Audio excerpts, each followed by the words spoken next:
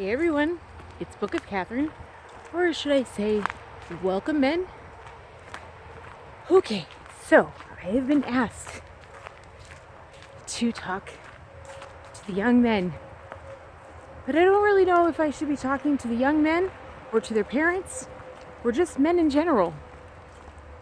And I guess I've only talked to, well, I don't know. It's kind of funny because I've always gotten along with guys better, actually, just generally over my life. Like when I had students, it was always the guy students that came to me with more questions. I don't know what it was. Maybe because of dancing. Like dancing, you always dance with male partners, and so those were always my friends. We always talked about that as women. Like we were like, all of our friends are men. Like the girls, we actually had to start doing events for the women because we always hung out with the guys. We all knew the guys, and those were all of our friends. I don't know what it is. Anyway, that's besides the point. So I'm trying to figure out what to say to the men because there's a lot I have to say, obviously. But in some respects, I feel like you guys hear women talk to you all the time. It's like, why would you ever want to hear what I have to say? And then I realized that, well, if you're watching me, then you probably want to know what I have to say to you since you listen to everything else I have to say. So, so anyway, you can always tune out. Ooh, we got to see the view, right? We got to see the view. Look at this gorgeous day. I have not been walking because I did all that dancing. Look at that gorgeous view. Oh, and so I've been recovering. Oh my gosh, from that dancing. I even kind of pulled the inside of my leg. I just did the sore sail thing, and I'm pretty sure I pulled something doing that, but that's the point of it. You gotta get excited and pull yourself, so I'm kind of limping. That's okay. This is the whole point. I was like, I've never done some of that stuff. It's good. All right, so men. Well, I'm married to a man.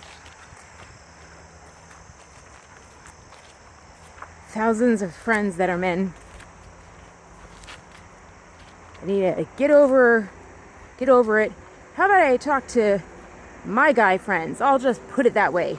I'll talk to my guy. Maybe it's all the women in my head that say women aren't allowed to talk to men. Maybe I'm listening to the left and listening to them. Maybe I'm listening to IG Farben. They're saying I'm not allowed to talk to men. I'm supposed to stay in our corner. Maybe that's the problem. So my men in my life love me. I'm very, very lucky. They love me. My men in my life, they love me very much. So maybe I'll talk about that, about the relationship with my men in my life and what that looks like and what I've learned being sick. Because boy, have I learned a lot, especially in these last few months as I've been coming out of in recovery, as my mind is becoming more clear. I've talked about that. Boy, have I learned a lot. And starting to recognize the things now that we've been doing a lot of politics on the channel and listening to the conservative side of things, these arguments about men aren't women and women aren't men and there are differences. And I'm like, well, of course there's differences, but I never looked for that. I didn't look for that in my husband. I didn't look for differences in my husband. But now that I'm coming out, I'm actually looking for those differences. And I'm like, wow, like I'm really struggling to pick up a single bag of groceries. And I'm noticing that he'll bring in 10 bags of groceries. Like he'll just lift them up. And I mean, I can go ahead and get as strong as I want to. I ain't ever going to be able to really bring in 10 bags of groceries. So, like, there are definite differences. And as he's losing weight, like, every time he does the driveway, like, he digs up the driveway. And now he, like, gets into it. And he's all like, oh, he gets all excited about it. And now he gets all animated. And I'm just like, well, okay, I get animated about moving dance-wise. And he loves both. And, I mean, men and women are just made differently. And I guess that's the point. So here's what I've learned anyway. Well, here's a few things to know. First of all, I've learned that two things that make my husband and I work is that both of us did adventuring on our own before we met. I did lots of road trips on my own as a single woman. My family, we're pretty, I mean, I guess you would call today would be, we were middle class, but today they would call that poor. So we would always do road trips for vacations and stay at campsites and stuff, which I actually think was pretty great because I got to see a lot of the world. I found out later that the further you travel from your house, the actual distance you go in miles from your house as you're growing up, that actually raises your IQ score more than anything else in the world. And they hide all that stuff now. They don't want you getting stronger. So the more you travel, the more distance you make, you actually raise your IQ score. So that's one of the things that I did with my inner city school kids, is that they did this whole thing. They made us spend money. They did this thing where they were like, well, whatever money you have in your account for your club, it must be gone by the end of the year. You have to ditch it. You have to have it all spent. You can't have it carry over into the next year. It was this horrible thing. It was such a corrupt school or whatever. And so I was like, and we have this huge amount in our club. You can't roll it over the next year. So I was like, fine. And I rented a bus and I took my kids to the ocean. They'd never seen the ocean, even though, it's California. It's not all that far away, but none of the kids had been to the ocean before. But I knew that would raise their IQ level. I knew. And the kids had the look of wonder on their faces.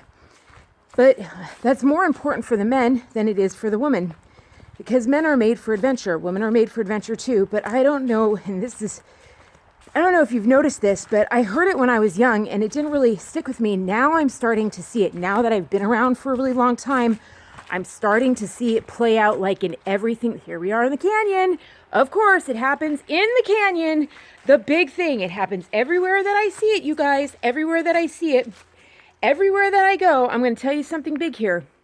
I'm sorry, but okay, let's talk. Let's talk, ladies. Name how many women you know, if they date men, how many women you know follow around a guy and will just hang on to a guy no matter where he goes. And they'll just wait, and he'll go here and he'll go there, and she'll wait for him, or she'll follow him, or she'll go there, or she'll go there. She doesn't go off on her own adventure, does she? She kind of waits on his adventure, and he goes off. And women say, when they're young, they're like, I'm not going to wait for a guy. I'm not going to follow him. And, that's something that I would have said, except that when I had a business, I had a storefront. And my husband it turned out when he graduated college, it turned out that there were no jobs in our area. Now, I didn't know that when I married him. I was like, what do you mean there are no jobs? I mean, he's smart man, and it was in engineering. And I was like, what do you mean there are no engineering jobs where we are? I didn't know that engineering is only in these very specific areas. I know why that is now and everything like that, but I didn't know that when I married him. I didn't know that marrying him meant he would have to leave. We didn't think that way. We thought, he's an engineer. You can just get an engineering job anywhere. That's not the case. Engineering, the kind of engineering he did, there's literally just dots where you can be around the country. Dots. Little itty bitty dots around the country where you can get a job. That's it. And I didn't have a storefront in one of those cities. And so what happened is that it came to this point where we were like, well, do I stay with the storefront, where I fell in love with him and we had the business together and we're together 24/7, or does he go and get a job? But he is just so miserable, and he would have stayed and gotten his degree and everything. And we made a pact. We were like, well, if he doesn't have a job by this month, we gave it 3 months or whatever, but he got a job, and then they weren't going to pay him a certain amount. And we're like, there's no way, that's the cost of living. We can't live that way. And we were like, well, if they make it this certain amount, if it has to be this amount for us to go there. And then for some reason, he scared me. Oh, that's so cute. Hi there. Good afternoon. I love people here. They're so cool.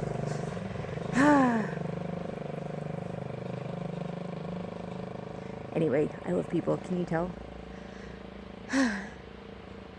In the canyon, do you see the difference? Remember how the first time I walked the canyon and I was like, I shouldn't be, ladies don't do this, yeah, as if I need to be, I need to remember that I'm in an area where I don't need to worry, right?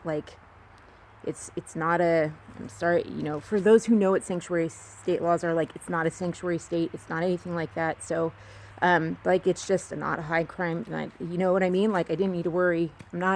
I'm really, really lucky where I am. I didn't know any of that when I moved here. I didn't know anything about any of that, but I know now. I know the reasons why I'm safe. So anyway, plus they're all my neighbors. I mean, we're really out there. Anyway, so I was saying that, yeah, so we were like, well, it has to be this amount. And then next thing you know, for some reason, we didn't even ask for a different amount. They had said it was going to be this amount. And then they called back like the next day and they're like, you know what, we really want you. And they upped it like 30 grand. We didn't even ask for it. They just upped it. They upped it like 35 grand, the offer. And it was like 5 grand over what we said we needed minimum. And that was it. And off he went. Off he went. And I stayed at my business. And let me tell you, men and ladies, those 3 months at my business without my husband, first year of marriage or whatever, and that was a business that I built and was successful. We were about to move into a huge space, like a huge space, like massive. We were just about to boom. And my customers saw me shrivel. They saw me just shrink. And by the end of those months or whatever, I was like, well, I almost needed those months to know that I had it, of the choice of my business that I built from the ground up or my husband, like the choice was which one I could live without. And I'm glad those months happened, because I just was like, the weekends when he came back or whatever, or weekend, I was just on edge for when he was there. And I didn't know it at the time, but now it's only recently that I'm starting to see it. And I was miserable up there. I was miserable. And people write, like, Dear Abby, I'm noticing it now. And they say that they're miserable in their places. And Dear Abby used to be like, we'll just suck it up and live where he is and just go with it. And I'm like, screw that. Like, we didn't do that. We did not do that. We didn't do that at all. Like, if you are miserable where you are, if you're living where you are, and the wife is miserable and not fitting in, it was awful. It was awful. And so we did things like every day when he came home, we would take off. We would take off and we go exploring, or we go hiking, or we did whatever we could do. And, we met he ended up making incredible friends as a result of that, and going on our own adventures or whatever. And then we started looking elsewhere, and that's how we ended up, we went and did other jobs and stuff like that. But my point is that eventually it led here, because we weren't willing to settle for one of us being unhappy, if that makes sense.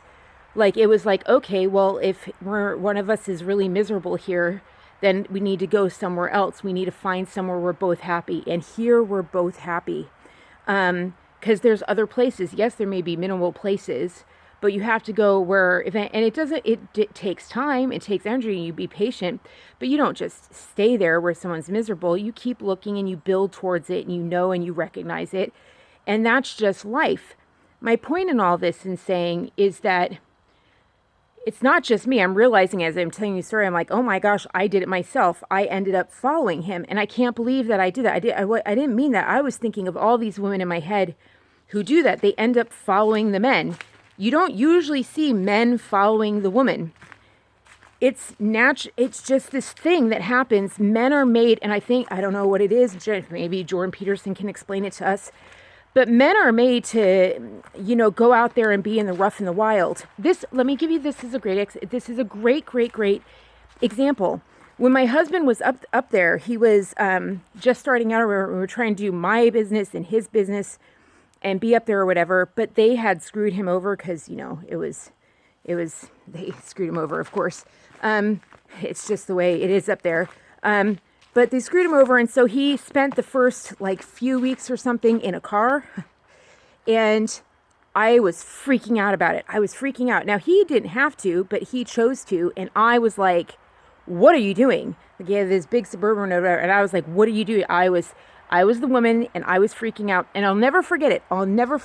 There was a man in my life, great man. He provided such great advice for me, and he said, Katherine, he said, every man needs to live in his car at least once in his life. Every man, at least once in his life, needs to live out his car. At least once in his life needs to live out his car, every man. And now this guy had seen a lot in his life. And if he hadn't said that to me, I would have freaked out. Now, eventually his mom freaked out and then went up there and stopped it all or whatever. But I did. I backed off. I backed off because I respected this man who had seen a lot more than my husband and I had. And this man ended up, this man was responsible for my husband and I getting together, to be quite honest. I was going to break up with my husband. Did I ever tell you that? Like that story? I was so scared of being in love. I was so scared of the risk of being in love that I was like, that's it. Like, he's the one. He's the one. He's the one. He's the one. He's the one. I'll never, ever find anyone like that again. But that means hitching my ride to somebody else. That means I am out of control. And I was just like, I want to be in control of my own life. I don't think I can do it. I don't think I can do it. And I had just made the decision not to date my husband. Like, I had just made the decision. I was like, I know that I love him and I know I'll never meet anyone else like him. And I know no one else will make me happy, but I can't do it because my mother had raised me. I'll never forget it. I was on a bridge in Yosemite. I'll never forget it. I was on this big bridge in Yosemite and I was this little girl, like 8 years old, and I was going to jump off this bridge, right? And a man said, I was so terrified to jump off the bridge. I was so scared of heights. And a man turned to me and said, there was all these people jumping off the bridge. They don't let you do it anymore. People were adventuring back there, but they don't let you do it anymore. And a man turned to me and said, do you want me to hold your hand and we can jump off together? And I was so relieved. And I was like, yes. And he held my hand and we jumped off together. And he helped me jump off that bridge as a little girl. And it was like really because he had been jumping off. They had all been jumping off. And my mother had shoved me into doing it. She's like, go up there. Did she go up there with me? Did my dad go up there with me? No, they just threw me up as a little girl. And this guy was like, look, I'll do it with you. Like, here, I'll hold your hand. And I felt really safe. And when I got onto the beach, my mom just berated me and was like, no man helps my daughter. My daughter needs no man's help, And of course, that she has her own story. She like needed my dad for sure. Like she sure raked my dad over the coals if he wasn't like completely attentive to her, right? So she needed him a lot. She sure needed him if he was not completely devoted to her or whatever. Oh boy, like she sure needed him. I realized that now as I was thinking about making this tape. So it was really interesting, like that really got my head and so I was just like, I'm gonna need this guy and I need this guy and that's not a good thing. Like I just decided and I was like, it's too big of a risk and I let it go. And I just made the decision not to marry my husband. And this guy that told me about sleeping in the car walked in right at that moment into my business. He whipped open the door. And he said, what's wrong? Like he had come to visit. He'd never been to my business yet. And he just went, what's wrong? He took one look at me and he said, what's wrong? And I was like, I was too not ready for it. I thought the door was locked. And it was obviously not meant to be. And I was just like, and he was from far away. So he had been driving by to visit his family. And so he was like, oh, great. Because California, we all drive 4 hours to like see each other. Everyone in the East Coast never drives anywhere. We're used to driving 4 hours everywhere. So for me, like, I'm like, I don't know. So I don't mind driving like 3 states over to like do a talk or something like that. I'm like, that is normal in California. Like that's a next city in California. So anyway, so they came and he came in. He just was like, what's wrong? And I was just like, I'm breaking up with, and he just was like, and he knew me and he was just like, don't do it. Don't live without love. And he's like, I've done it. And he's like, remember this late? And I was like, yeah. And he's like, yeah, that's not the reason we broke up. We broke up because of exactly what you're doing now. And I already had remembered what he was like with her. And I remember that. And what he said made a lot more sense. And he changed after that. He changed dramatically. And those two had been like this. They were beautiful together. And it just, the image that he gave me, and he's like, I have to live without love now. He's like, I'm with this girl now who I loved. They were very good, close and friends of ours. But he was like, he's like, don't do it. Don't be me. Don't make my mistake. And that was it for me. Like, that was it. And I was like, okay. And that was it. It was meant to be. And that's the thing is that you end up, and we can't help it, ladies. We end up following their adventure no matter what we do. And we love them. But the thing is that men, like, they trap you with your adventure. They know that you love to adventure. And I don't know what this tape is about anymore. So they know that you love to adventure. And so they provide all these things that fake adventures for you. They give you video games that make you think that you're adventuring. That's why all the video games are adventures, because you're made to adventure. They don't give women adventures. They give women romance. All the publishing right now is focused on female romance. Why do you think that is? Why do you think that is? That's because women want to go after, they want to follow in your adventure. They want to go chase after your adventure. But the thing is that there's this beautiful harmony. The men in my life, I said that they love me. The thing that we do, they make us blossom, women. We just come alive or whatever. But the thing is that they need us so bad, ladies. Men need us so bad. I can't even tell you how much men, some of you women know, but most men today let women control them, because women are well, we know everything. Here's the difference. You want to know the difference between men and women? This is a great way. I heard this a long time ago, and it perfectly explains the difference between men and women. All right? So men, if you pour, here's life, and life is syrup, right? And you pour syrup over a pancake, right? This is the information of life when it comes at you. When life comes at you, women process it like a pancake. There's a pancake, and it processes over, and it just, all the syrup goes over a pancake. Women see the whole world, when information comes in, we just see it globally almost. That's why when I get my information, when I get dirt on stuff like that, I see it so differently from Dinesh and Victor Davis Hanson. When they do projects in one area and one area only, and that's where they dig. And if they see other information, they don't go chase that information. They save it for later, and they stay on that project. I don't. I go chase that information, and to me, I'm oh, I'm getting a global picture in my head. I always want to get the global picture in my head, and I'm I want to get, and I don't mind if I run around. If I get this global picture, because that's the way that women think. We think in this global thing, and that's how it matches well, because I need their research. I need their research badly. I can't do my research without their research. Does that make sense? That's why this whole thing of somebody owns somebody else's research, that's something the Nazis did, of saying something like that, copyright on research. So no one owns the truth. Are you freaking kidding me? No one owns the truth. You give credit, on research papers, you say, this is the person who gave it to me. If I get it from Dinesh, I'm he just, that's where I got the facts from. You give credit, but no one owns it. You don't get to not share it. You know what I mean? So anyway, that's a side thing. But men, when they get information, the information comes in, and they're like a waffle. It goes into the appropriate compartments. So if they're at work, it comes in, and all the information at work comes in to the work compartment. So when women come home, they are just the whole work day, you can see what kind of day they had at work, and it's all over them. Boy, it affects their day at home. They come home, and you know if mom had a bad day at work, you know what happened at work that day. When dad comes home, you have no freaking clue. Every day he comes home, you can't tell. You can't tell, because it's in that compartment. It's in that waffle compartment. Same thing. He can go off to a hobby thing or whatever, and that's it. It's in that thing. And if you try to get out information, well, he's not there. He's not in that compartment, and you're asking him to dig out something in that compartment, and he's like, what the heck? And women are constantly trying to get them this Nazism thing of being well, men need a female. What they really want is men to process the world in this pancake way, when they're really compartmentalized. And men aren't. Men have information in their compartments, and it works. It works because it so balances out. You need that. You need someone to be able to compartmentalize, because they remember things better. It is hard when you see the world like this. When you see a world like this, man, information gets lost. It drops through the tube. It's too much to handle. It can become overwhelming. It can just throttle you. It can be a lot. It can choke. You can get things wrong or whatever. And just like men, they can miss things because it's in a compartment here or whatever.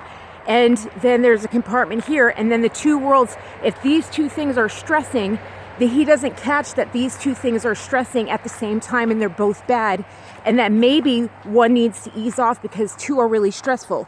And that's where we come in, ladies. We're like, hey, there is something really stressful here. You've got a stressful thing. Hey, I can see it, because she's all the way around the page. She can see all the compartments, and she can be like, hey, we need to back off here. We need to back off there. And then he's compartmentalized. He sees her life in compartments. She's in this long, huge pancake, but he sees her life in compartments. And he's like, sweetie, I think this is backing off. So this is a great example. Dr. Phil had this couple on, and she really wanted to have somebody else's baby. And she just really wanted it. It was in her gut. She really, really wanted this thing. It was deeply in her gut that she wanted to have some chick's baby at work for them. And she asked her husband, and her husband was just like, hell no.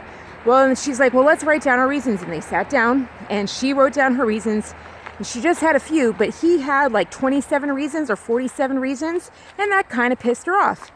But I was like, no, that's what I love about my husband. I actually come to my husband for those reasons because he can see the things I don't see coming. I need that. I rely on that. There are times where I actually hate it, but I call him at work because I'm so overwhelmed from my research. I cannot handle it.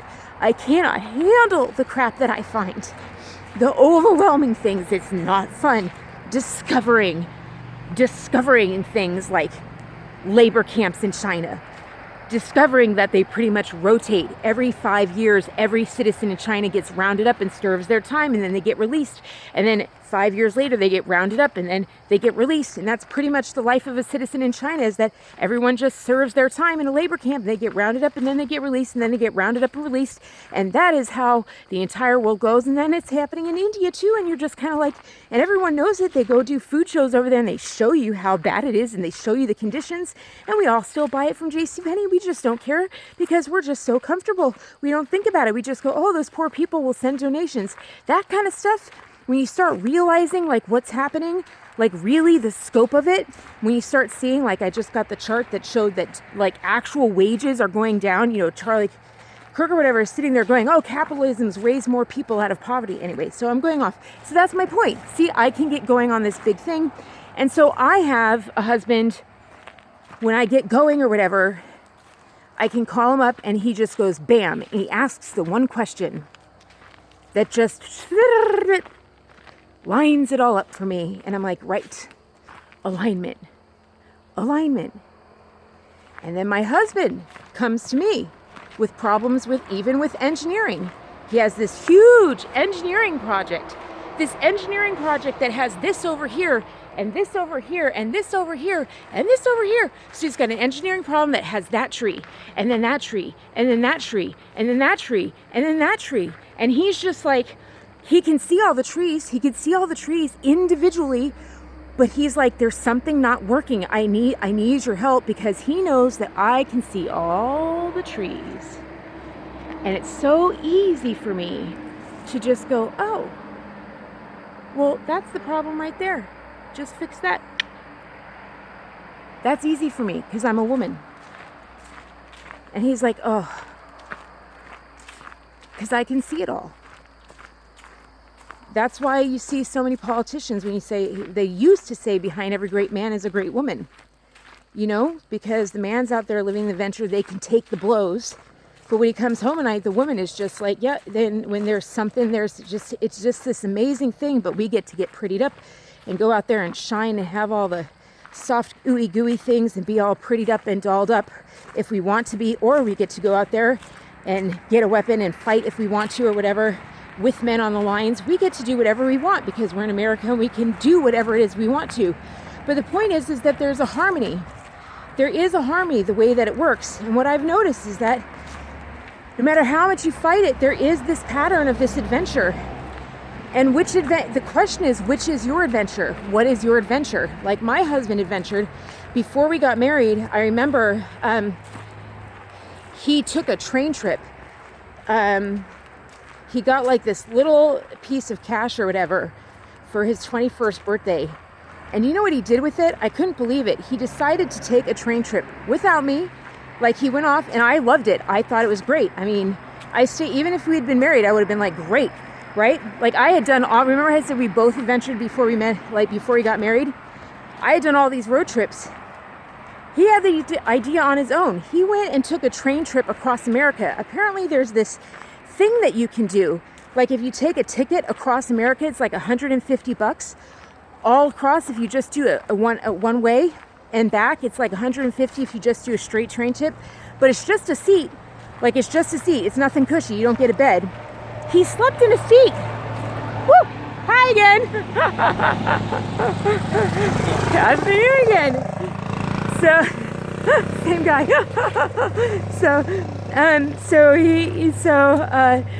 So I'm gonna have to get to know that guy. I don't know him. I'm just getting out. He's probably like, who is this girl and where did she come from? That's so funny. Anyway, I came out on the rail trail and I did this dance and I had this speaker and it was really loud. I was doing Macklemore's Can't Hold Us and I could just feel like the houses, like I know they're a little far away, but it was like boom, boom, boom. And I was like, oh, this is the city coming to the country, ruining everything. But they actually took it pretty well. It was just I was like, one song and I'll never do it again. And it really helped. It really, really helped. It did so much. It enabled me to do that video for you. I told you that already, but it enabled me to do that video for you. It enabled me, like, look at this, like I can do that. Do you see all that motion? Like I can't do too much further. You can see there's still swelling here. But I couldn't do that before this dance. Like I couldn't even do that motion. So that's really big. Anyway, where was I? Yes, my husband did a train trip and he went all across the country and just slept. He slept in that thing. He slept in it. And so you know what I did? I made, and this is women and men or whatever, but I made him a card for every day. So he opened it, he would save it. I bought little cards for him, a different card, and I had like a message in it for every night of his train trip. And he went all across America and he saw all of America on this train. He went all the way there and he went all the way back with this little bit of cash. I can't believe he did it. And he just plotted his course. He went all the way one way and all the way back. And he loved New Orleans. New Orleans was his favorite. And then eventually we went there again. We traveled again when we were working. And I was just like, they had the most blinged out church ever. I was like, oh my gosh, they have this big Catholic church. And if you go inside the Catholic church, it's a big tourist site. I don't know if they even have services in it. But they have this big Catholic church, and they have a mother, I don't know what you call it, a Saint Mary. I was raised Catholic. It didn't seem like any Catholic church I was raised in. They didn't have anything like that. She was rhinestoned. She was rhinestoned the house. Like this Mother Mary, like this Mary Magdalene, or this, praying Mary or whatever like this. Like, oh, boom! Straight rhinestone, nothing was bare on her. It was all rhinestones. And I was like, is this a ballroom thing? Like, I feel like I'm in a disco Catholic church. And I was just like, man, Louisiana, no wonder he loved it here. I can see why it's his favorite place. You know what I mean? I met him on a ballroom dance floor. So I was just like, of course Louisiana is his favorite place. Like, I can expect so. So I still haven't got to do the graveyard yet. I need to do that. We have Halloween Insider Movies coming up, don't we? So my friends are insisting that I do it, so we're going to have to do it. But I understand why we do Halloween movies now. I have a much better understanding of that after this year of research. So I'm like, I'm glad we're doing those now. Anyway, so back on track. So he did that adventure, and I don't remember I was talking about that. But we both adventured, and the point is that we both had adventure in our lives, and we both keep adventure in our lives, and adventure is a very, very important part, and they really try to make sure you don't adventure. Adventure makes you strong and it brings out your individuality. And the men in my life, especially the Hollywood men, I've got to tell you, like, I really have to tell you, the Hollywood men in my life, the benefit that I bring them more than anything is that I help them with their individuality. I help them remember their individuality again, and the freedom to be an individual again. I know that sounds odd in Hollywood. You're supposed to be an individual, but they really don't. They really try to make you and carve you into something sellable. And so you would be amazed. Here's what I've learned, and it even applied in Hollywood. So my husband said this amazing thing that he learned somewhere in some book or whatever. He said, or maybe we learned it in therapist. Gosh, we've learned so much by now. I can't remember where we said anything now. But this thing that he had it written on a board forever, for years, on the side of our house, inside our house, and it sat there for years, and I never forgot it. It said, where your genius is where your wound lies. Do you hear that, men? He said, wherever we learned it, it's where I really want to focus on this. Do you guys see this tree? Can you see this tree right here? Do you see that tree? I want you to be able to see that. I just like that tree came along right when I said that quote. Like, Like where your genius is, that's where your wound will lie. And I gotta say, that applied to my husband. And I think it applied to me. I know that my parents, I would say that my genius is in my writing and in my dancing. And I saw a tape once of my mother, and she was at this place and someone said something to her. My mother was up doing something, right? She was up doing something with my father. And somebody said something like, "Oh, I saw your daughter. I saw your daughter do this amazing thing." And I saw my mother, and it was dancing. She said, "I saw your daughter do this amazing dance thing, succeed in dance. She won this thing. She won this top placement," right? In dancing. And my mother just, you watch her just stop what she's doing.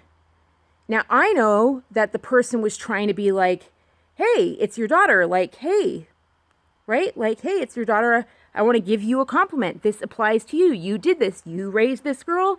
And now, she's winning champion. Da da da da da. Credit to you." No. My mother just like pissed off, crumpled, and was like, "You ruined my day. You ruined my day." And you could see the lady just completely confused. And my mother just quit everything she was doing, rolled everything over, just rolled it all and rolled up the day. And I was like, right? I mean, I remember it was so hard for me to start dancing in the early days. I couldn't help it. You can see it. Same with writing. My family actually told me, like, it's the worst thing you can do to be a writer. It was very, very hard to start writing for me. It took everything I had. And to be honest, I didn't write my first book until after I wrote my letter to my family saying that I was over with, like, it's over, like saying that I love you so, so much, but I can't anymore. And people say that they need permission from other people to let go of their families. And I don't know why we need permission in the United States of America, the land of the home and the free and the brave, that we need to get permission from other people to say goodbye to our families. And I think I was honoring my family by actually doing that, by actually telling them that. And I was, by actually doing that. And in a lot of ways, they made that choice too. Like, we invited them plenty of times and they didn't come, you know what I mean? Like, it's very all along their choice or whatever. And in a lot of ways, we're just honoring their choices. Quite frankly, you can't invite people into your life if all they want to do is, if they're only okay with you failing. If they're only okay with you failing, you cannot have that in your life, because you will shrivel up and you will die. You will shrivel up and you will die. You will always, always be in chains. And I think that Dark Crystal thing really points it out.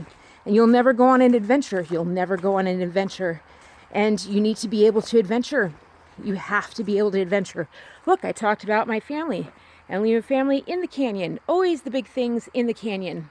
So I just think in today's society, where everything is training you and rewarding you for being a narcissist or narcissistic behavior, which I don't even know if any of that really exists. You either give in to all of your tendencies and live as though everything should serve you, or you live like you should serve everybody else and live to please everybody else, or you live in the middle and you have this nice balance of boundaries where you have this thing of like, I'm going to treat people like I want to be treated, but I'm not going to be treated like a slave, where you have this nice balance in the middle. You protect the love in your life and you put people at these different rows, right? You put people out. If they're kind of safe, you kind of keep them out here. If they're really safe, you keep them in here, and you have different rows that go out, and you keep people, and you're just really, really careful about who you have super in close, and you're really careful about who you have super far, and you're aware and you pay attention to that. But man, like, I don't know what this thing is that, especially today with phones and stuff like that, this thing that your family is your blood or whatever, that's the most ridiculous thing I ever heard. America never would have been founded. The whole reason America was founded is because there's a super wealthy society and people are like, I got to get away from my family. The entire nation of America was kids running from their families. Are you kidding me? They all were like, I'm going to go make my own way. The men were like, I'm going to go on my own adventure. The entire Mayflower, like a third of the Mayflower, half of the Mayflower was men going out and setting out their adventure. You read the Victorian novels, and men were like, and the sons were like, I'm going to go set off on my own adventure. I'm going to set off on my own adventure. I'm going to make my own way. That's what that means, make my own way. That means setting off on your own adventure. And the question is, what is your adventure? Who are you meant to be? I have had friends that were doing one thing, and often it's more than one thing. You have more than one talent. You have more than one skill. There is these horrible things. I have seen men that do incredible things in art. I have seen men that do incredible things in, like, battle all of a sudden, like just incredible things physically, right? And I have seen men that do incredible things in like just all these different areas. And some of them are accepted by society and then some of them aren't. But I'll tell you something, none of them were accepted by their families. None of them were accepted by their families. None of them were accepted by their families. Every single one of them, I had to sit there and go, it's okay to do that. It's okay to do that. You can do this. You can do this. You love that? Well, why don't you try it? You love that? Well, why don't you try it? You love this? Well, why don't you try it? Why don't you go do it? Well, why don't you go outside? Why don't you go try this? Why don't you pick up this? Here, I'll give you this. How about this? How about this? What do you think of this or whatever? I mean, there's things. It's just the most ridiculous things. Like, I cannot believe we live in a society where we have Monet on the wall and handing a man a set of watercolors is supposed to be some awful thing. Are you freaking kidding me? Are you freaking kidding me? I swear to God. And don't think that, picking up a thing or whatever, a notepad, whatever, if you feel like picking up a notepad, pick up a notepad and start sketching, for heaven's sakes.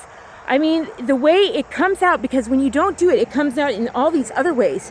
You end up doing it in other ways, and I did it in other ways. You do it in other ways that you can't, you end up expressing yourself in all these other little ways, trying to express it and trying to have your talent sneak out in other ways. And that's just the thing is that, but you're really meant for something else. And just think about that. Like my husband with his engineering or whatever, that's where his talent was. Oh my gosh, that's where his genius was. So smart, his brain, gosh darn his brain. And so that's where your wound will lie. That's wherever it is that you have been shamed out of doing, that is probably where you are the smartest. It's probably where nasty women in your life are going, nya, nya, nya, nya, nya.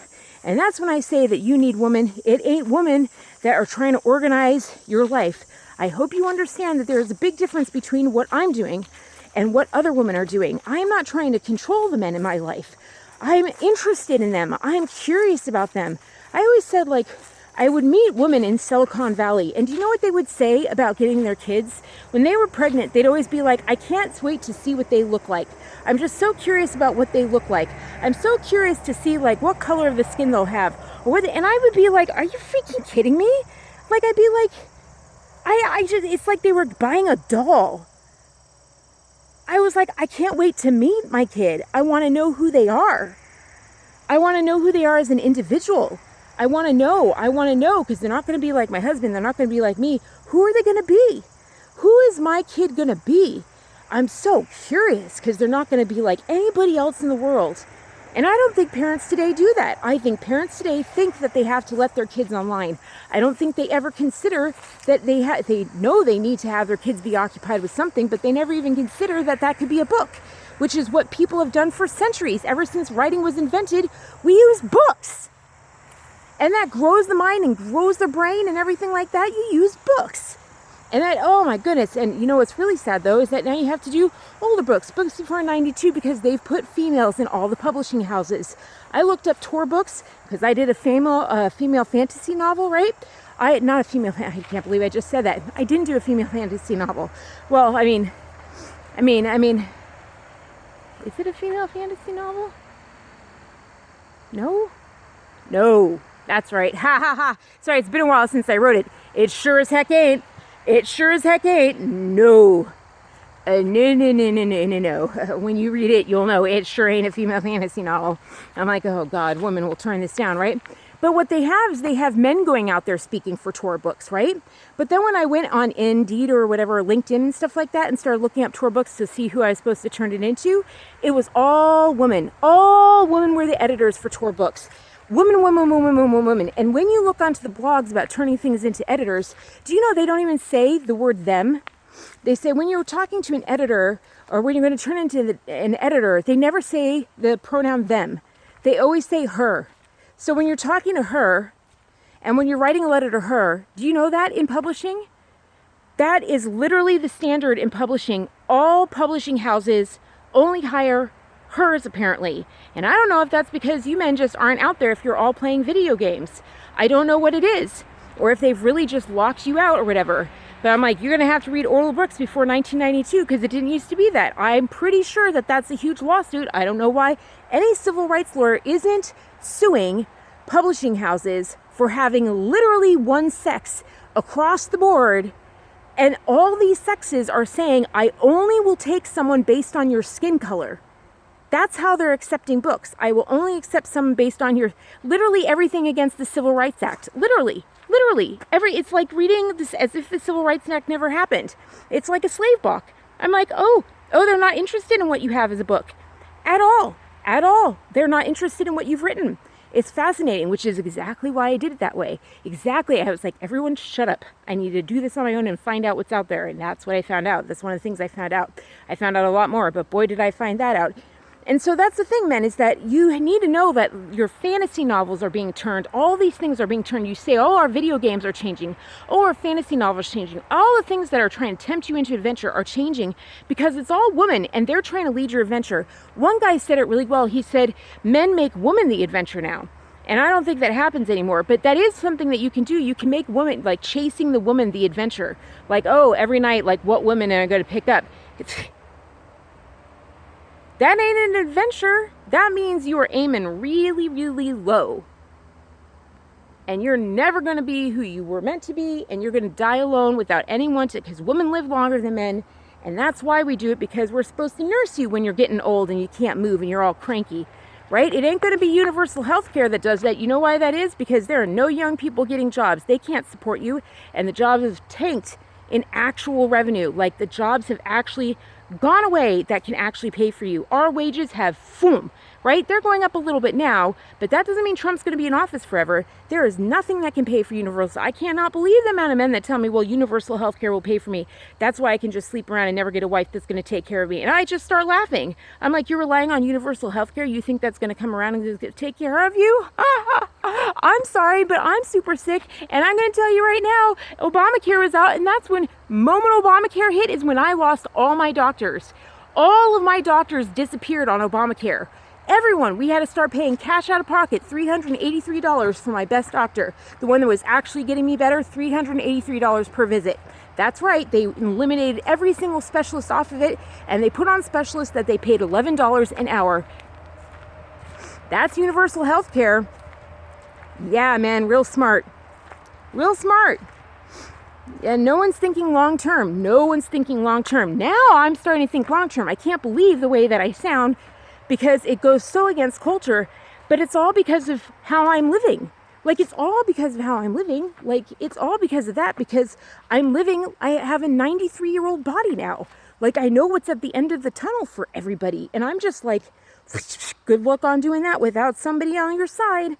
I'm like living proof that I'm like, well, I'm sorry, but your parents are going to be gone and there is not a hospital that's going to take care of you. I'm living proof of that. And I'm like, well, so I hate to tell you, like, and it's just the way it's built. And I'm looking around me going, and I don't even feel like the conservatives are saying it or whatever, but I also really want to be clear about this. Like, men, like, when you come home, you just shut yourself up in a room. Like, I can say from personal experience in my external families, like the men, like you can see the cutoff of the men before the 90s and the men after the 90s. Like, there's this big cutoff. Men after the 90s, they raise their kids on video games. Their kids are absolutely puffy and tired. They don't socialize in school. They have nightmares at night. And all of their movements are based on video game monsters. And they're just terrified. And that's how the dads interact with their kids, is on a video game basis, which is not reality. And you raise your kids to think that there are only monsters in the world, and they don't know how to interact with the world around them. They don't know how to interact with kids around them. They have not seen anything that interacts that. Like, all this generation, I mean, I wasn't allowed to see, gosh darn it, like, I wasn't raised on anything like Little House on the Prairie at all. I didn't get to see that growing up, but I watched it like when I got, when I got older. I was like, I need to see what everyone's talking about. When I got older, I watched that show and I was like, whoa, lucky people that got to be raised on this crap that told them about snake oil salesmen. Aren't they lucky to learn that people are out there to harm you? Like, someone get really quiet. I think I'm disturbing somebody. Did you hear that? It suddenly just got like...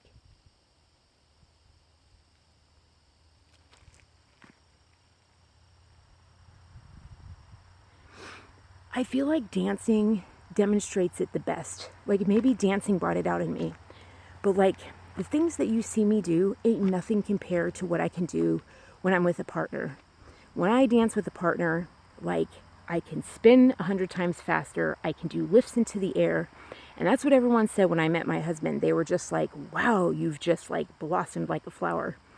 And that's just something that happens. I don't know what it is. And I know that he came alive. Like, I know. Let me tell you, ladies and gentlemen, like, if you don't know it, like, if you haven't figured it out, like, my husband is where he is because of me. Like, my people are better in their jobs because of me, because of the things that I see and the things that I point out. Like, I'm like, okay, well, you're made for this and you're good at this and maybe we should do this job and maybe we did, and I help him and whatever, and I lift him up in his career. Like, I don't let him sit there in a job and just be like, okay, honey, just sit and be a lower underling. I'm like, well, that wasn't right and this wasn't right, and like, and I see, like, women are really good at seeing a potential in a man. And that's what we're really good at doing, is like helping lift them up. And then men naturally somehow like make us blossom. So I guess I know parents had questions for me about men, raising kids and stuff like that. And all I would say is, like, boys are looking for adventure. They're looking for adventure, and you have to show them that it's not online. Take your boys out for adventure and show them how to adventure. Teach them how to fish with a hook. Let them gut it. My dad taught me how to gut a fish. I love that. We used to do Boy Scouts for that. But my dad would take me out and he'd let me go out on a fishing boat, and I got to learn to gut a fish and I got to learn how to scale it and stuff like that. But boys are meant for that. My brother did that with my dad way more. I was kind of like, okay, cool, I know how to do it. I'm done. My brother went with my dad all the time. They did a ton of stuff. Take your son out and do that. This is the thing, is that, to be honest, this is, as a teacher, as someone who actually has their like graduate degree in it, the real world, like, the internet is not, they're only on it because you didn't give them something. They're only on it because you didn't give them another option. Like, they'd way more rather be with you. They'd way more rather have attention from their mom. They'd way more rather have attention from their dad. They'd way more rather be taken on an adventure. They'd way more rather be interested in. They'd way more rather be involved in your life and have you raising them. Quite frankly, no kid wants to be on the internet. They're all on the internet because you put them there. That's it. This world is way more interesting than the internet, but you don't show them how to live it. You don't show them how to interact with it. It's overwhelming, it's scary, it's terrifying, and so they get out there and they shrink and shrivel and freak because you didn't tell them how to live in it. You didn't tell them how to interact with it. It is overwhelming to them. Sight, sound, 5 senses, they haven't even, they go out and it's cold and they're like, what the hell is cold on my skin? They have no idea what that is because you've let them be in a cocoon. Your job as a parent is to take them out and let them know that they're tough enough, that they're a human, and that we used to survive blizzards with no heat whatsoever. We're freaking humans. Like our cats, we act like our cats were born into the womb and that they need to be on a princess pillow when cats were actually outside animals and can survive in the wild. Like, we see wild cats all the time. Like, that's the point, is that animals were born outside. Like, my friends get pissed at me all the time because I'm like, oh, Lila's like, when she's warm, and they're like, you need to chill out. Like, they're outside, they handle the heat, like, she'll cool down, like, just roll down the window, and like, as I'm in the back with Lila and I'm like petting her or whatever, and they're like, that's their natural mechanism. Like, it doesn't mean they're going to die. You've got to be kidding me. And I'm just not used to it. I'm not used to it. I haven't seen it. And then you realize, oh, that's what dogs do all the time. They're always like, it's just we pamper them and have them on a pillow in the house all the time for us because I made them like an indoor animal. It doesn't mean that they don't have their natural resources. You parents have taken away your kids' natural resources by keeping them online for your own comfort. They don't want to be online. They'd rather be in books, but you didn't tell them books were exciting. That would grow their mind and free their mind. They'd rather be out there in the outdoors with you. They'd much rather be moving. Now, when you first take them out there, they're not going to say that. They're not going to be like, woohoo, thank you, daddy. Woohoo, thank you, mommy, for ripping me offline, because now that you've put them on it, it's highly addictive, and now they have to get unaddicted. But that's fine. That's fine. Like, you get addicted to things. I've been through addiction. I had to deal with addiction. And what you do is every moment you just have to make a choice. But you're the parent.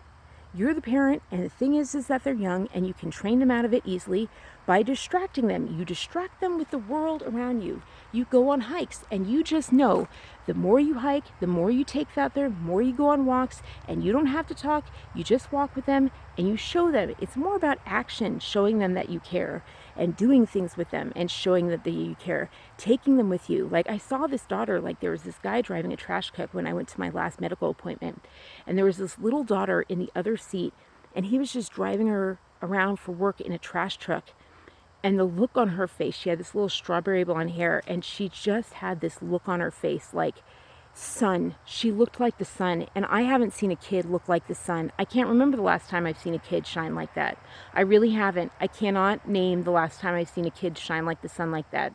And you know what? I understood it, because she was with her daddy, and she was with her daddy doing big adult work.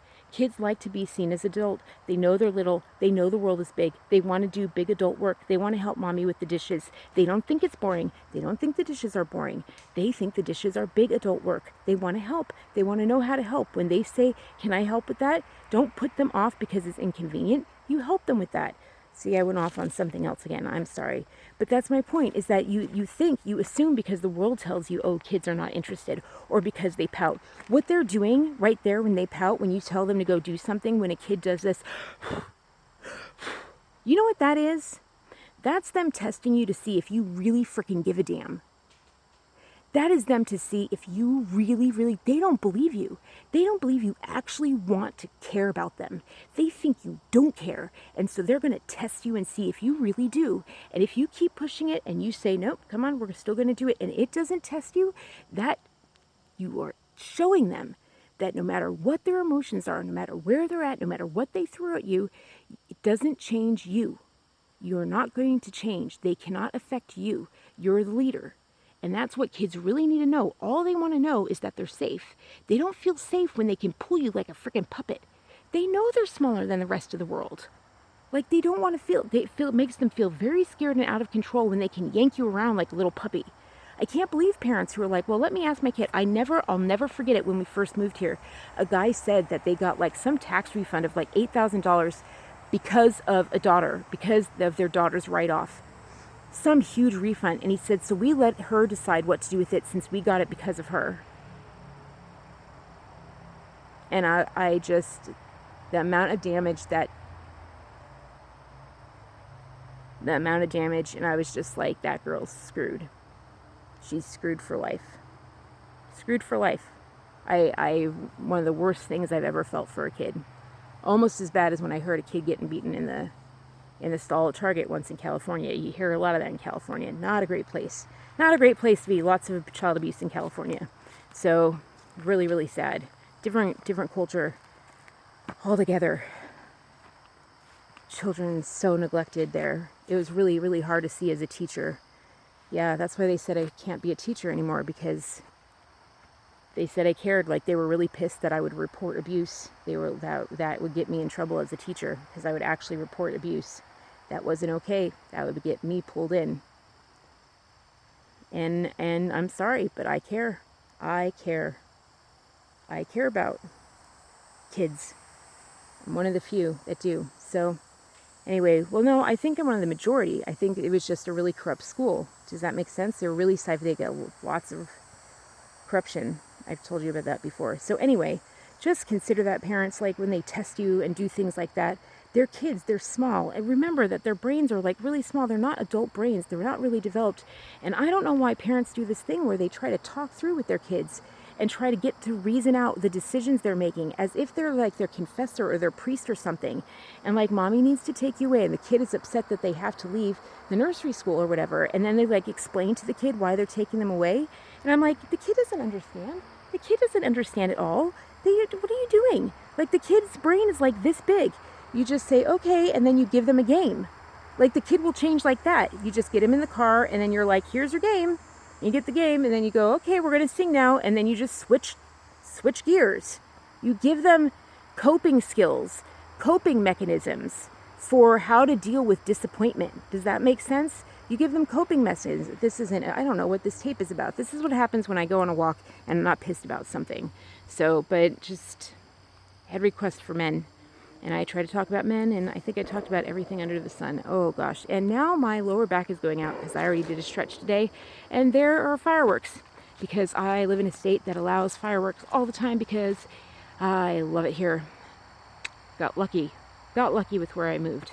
Mwah. I love you. In the middle of September, fireworks. Love you. Bye. You can bet, like, when I'm healthy, we have fun with that. You can bet. Bye.